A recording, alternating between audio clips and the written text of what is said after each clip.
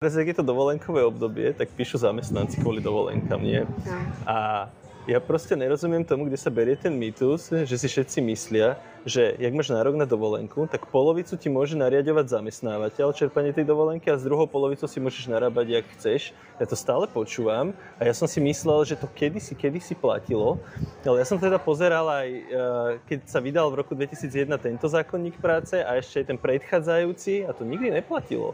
Čiže ja vôbec nechápem, že kde sa toto berie, že si ľudia myslia, že mám 4 týždne dovolenky, 2 týždne mi môže nariaďovať zamestnávateľ a 2 týždne si riešim ja sám, jak len ja chcem. Ja som si to myslela tiež, priznávam sa. Ja som si myslela, že také niečo určite niekedy platilo, lebo proste ja som to všade okolo seba počula. Mne nikto nikdy dovolenku nenariadil, ale myslela som si, že to tak reálne je, lebo som to počula miliónkrát. Nie, ono je to vlastne tak, že zamestnávateľ má zodpovednosť na to, aby ti určil čerpanie dovolenky v roku. Že takto to je postavené. To je základné pravidlo. Potom sú tam ďalšie pravidlá, ktoré zohľadňujú aj záujmy zamestnanca. Ja sa k tomu dostanem. Len možno, že to ľudia berú tak, že si nahlásim dovolenku, zamestnávateľ mi ju schváli, tak vlastne majú pocit, že si určujú sami, alebo čo. Ale vždycky je to na konci na zamestnávateľovi. Čiže mne minulo písal jeden taký naštvaný zamestnanec, že nech určite vybavíme, aby sa to vrátilo ako keby do tohoto stavu, že polovicu si budem čerpať ja, ako ja chcem. Ono to je v skutočnosti tak, že tebe, keď nenariadi alebo neurčí čerpanie dovolenky zamestnávateľ v roku, tak keď sa ti preniesie do ďalšieho roka a neurčí ti čerpanie ani do 30. júna toho nasledujúceho roka, tak po 30. júni s tou nevyčerpanou dovolenkou z predchádzajúceho roka si narábaš sama. To znamená, že vtedy máš právo si ty určiť to čerpanie s tou nevyčerpanou časťou z minulého roka a to tak, že 30 dní pred čerpaním oznámiš zamestnávateľovi, kedy si budeš čerpať. Iba že čerpáš. Iba že čerpám. Áno, on ti to neschváli, ak dodržíš tých 30 dní vopred. On to vlastne ako nemôže ti ju neschváliť. Tak, áno, on ti ju neschváluje. Ty iba oznamuješ čerpanie, lebo to je v podstate ako keby taká sankcia pre zamestnávateľa, že v minulom roku ti neurčil čerpanie dovolenky, tak v tomto roku, keď to ani do 30. júna neurobil, tak si ju určuješ sama. Proste, aby ti tá dovolenka neprepadla, alebo aby si proste fakt mohla vyčerpať. No, ale potom sa mnohí pýtajú, že dobre, a teraz keď ja si nemôžem narábať s dovolenkou, jak ja chcem, tak čo keď zamestnávateľ mi bude určovať teda na nevhodné dni, alebo tak. No tam platia nejaké pravidlá pri tom určovaní čerpaní dovolenky. Že zamestnávateľ je povinný ti ju určiť podľa plánu dovoleniek. Čiže zamestnávateľ mal nejaký plán dovoleniek dohodnutý s odbormi. Môže sa stať, že tam nie sú odbory a že zamestnávateľ sám plán dovoleniek nespraví. Dobre, to je v poriadku, ale potom musí dodržať také pravidlo, že musí ti nariadiť alebo určiť jej čerpanie po prerokovaní s tebou.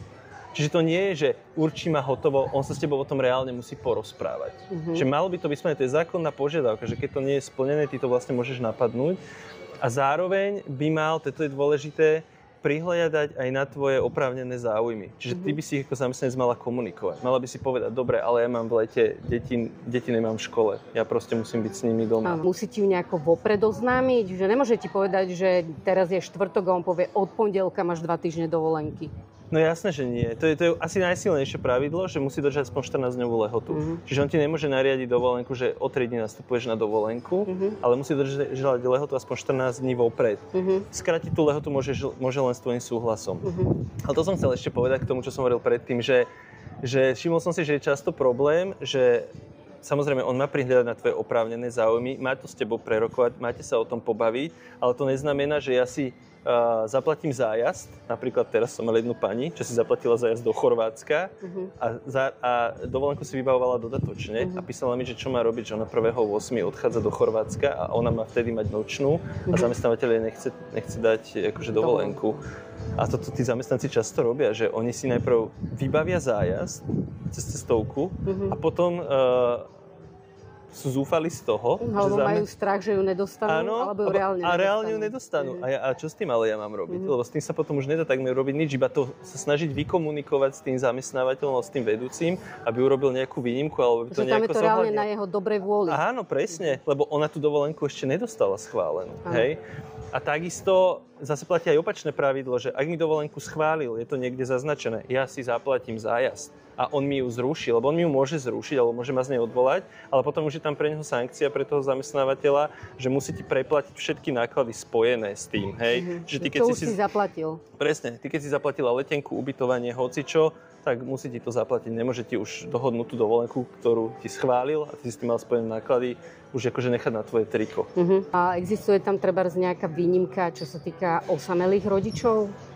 Výnimka špeciálna na toto není, ale tam by som to hral na tie oprávnené záujmy. Hej? Ja mám dieťa, nechodí do školy, potrebujem tam s ním byť. A ešte tam jedno pravidlo, že máte ju nariadovať z pravidla v celku, lebo dovolenka je na zotavenie, ty máš ako keby zregenerovať tie svoje sily. To znamená, že nemáte ju nariadovať, že 2 dní tam, 3 dní tam, jeden deň tam, alebo každý piatok si zoberieš deň dovolenky. Nie, ona byť pravidla v celku, aby si naozaj ako keby oddychla od tej roboty. Preto sa udáva v týždňoch. Preto je dovolenka v týždňoch.